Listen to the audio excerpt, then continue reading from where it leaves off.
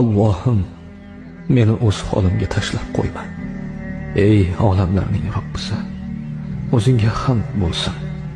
Maqtovga faqat sen loyiqsan. Senga ibodat qilaman. Sendangina yordam so'rayman. Meni ne'mat ato etilganlarning yo'liga, iymonga hidoyat et. Adashganlar, g'azabga uchraganlar yo'lida qilma Allohim. Buyuk sinov berding Robbim. Bu sinovdan yorug' yuz ila meni chiqar. Oxiratda senga ro'baro turganimda yuzimni qora qilajak xatolardan meni omon saqla Allohim. Sen madad bermasang, sen saqlamasang, na shayton hiylasiga bas kelaman, na nafsimdan g'olib bo'la olajakman. Robbim, meni zolim zulmidan xalos et. Ofiyat va omonlik ber. Iymonimni salomat et.